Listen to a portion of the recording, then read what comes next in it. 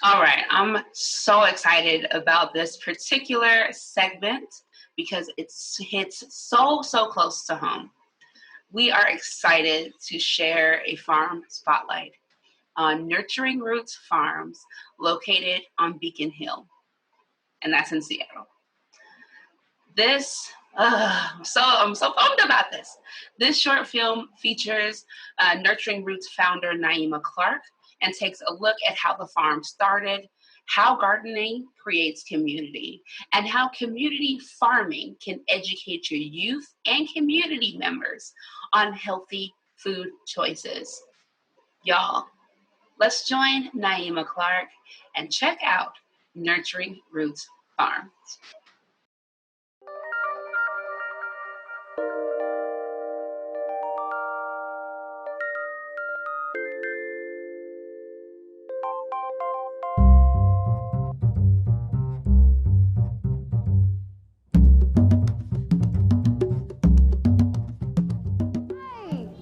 Hi. You came to the farm. Yes, you're here. I see. Hi, Spider-Man. You came to the farm? My name is NYEMA Clark. I'm Executive Director at Nurturing Roots Farm on Beacon Hill in South Seattle, and I like to call myself the Farm Queen.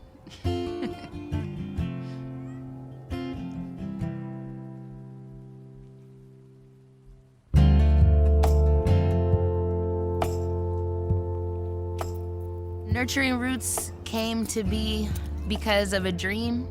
I wanted to create something for the community, to create a healthy source of food, to create healthy activities, and also find more ways to reconnect to our environments.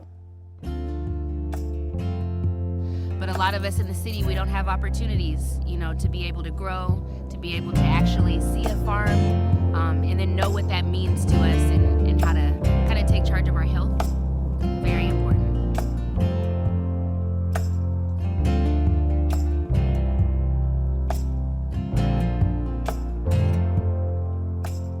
So through doing a lot of community justice organizing here at the Black Power Epicenter, I was able to acquire this plot, but it was an old pea patch for a number of years. I think about 15 years it had been just growing and overgrowing really with a lot of invasives.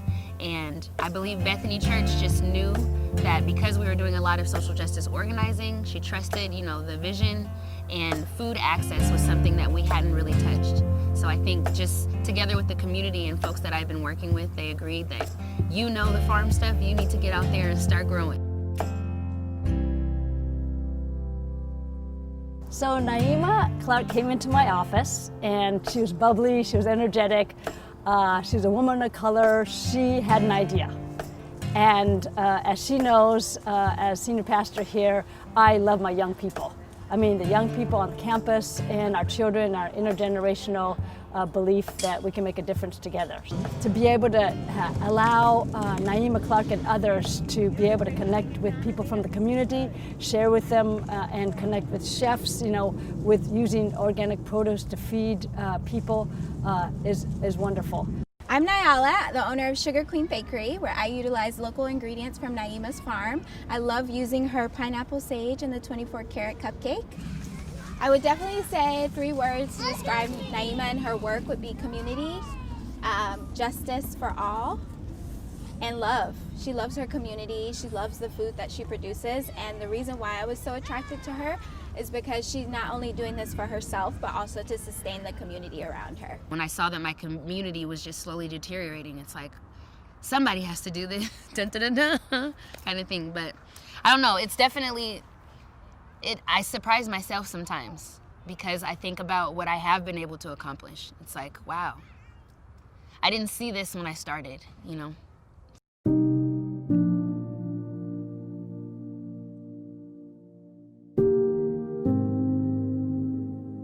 So when I was 17, I was incarcerated. I had to plead guilty because I had a public defender. Unfortunately, I couldn't afford a lawyer. I had already pled guilty, and I was just kind of waiting for my sentencing.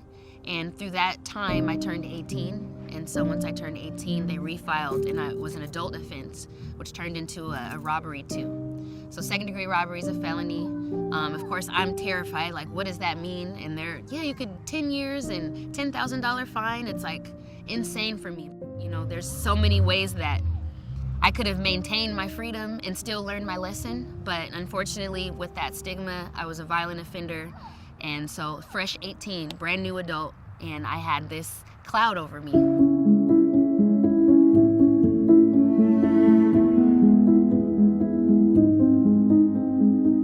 Part of this was a lot of people going out on a limb, even myself. It's like, I didn't know how to be a farmer. I for sure didn't know how to be an executive director for a nonprofit, but because people pushed me, I think being able to see people that looked like me leading the charge for social justice organizing, and really Reverend Angela just saying, hey, we'll tack it on your rent, don't pay anything extra, you guys can do it. So for me, that's where it started, and it's just continued to grow.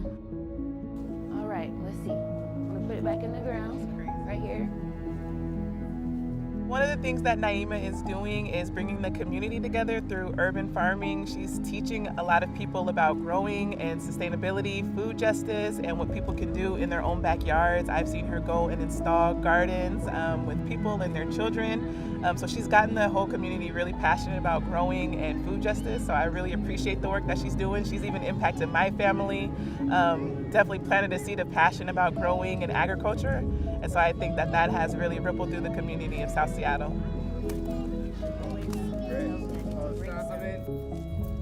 NYEMA's work means a lot to me because NYEMA, just being a strong Black woman in the farm system, is showing she's putting forth history, culture, injustice, and how by reaching down into the dirt, how we can use that as a tool to empower our own self and our own community. I think it's been quite exciting these last 5 years to see what difference it makes when the church partners with young people and people like Nurturing Roots that can be an example for others in making a difference. A young girl came up and asked me for my autograph. And for me, of course, I was in theater forever, so I used to practice my autograph all the time. And at that moment, it was like, am I a celebrity? Like, is this really working? And to impact a young person like that. There's been a lot of moments. But that was one of those moments I even told her, like, I'm sorry, I'm gonna cry right now. But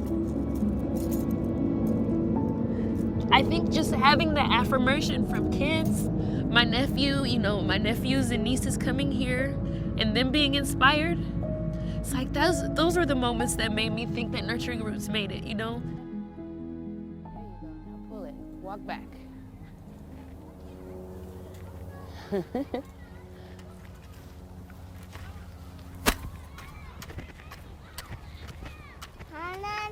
Yep.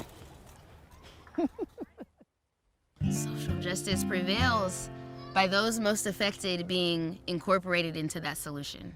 But I know there's a lot of ideas that just say, you just need someone to show you the way. It's like, no, we need to show you what works for us.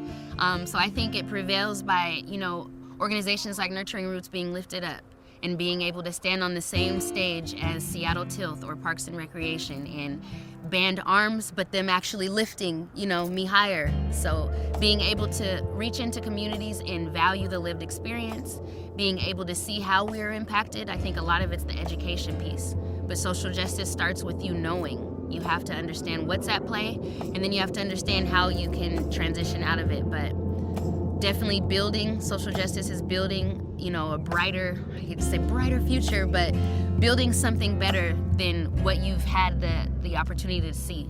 Like, a lot of us don't know what it looks like to be a Black farmer, so I had to make it work, So a lot of times you have to know that you may not see it, but it needs to be done, and you know how to do it, so just do it. Trust that instinct.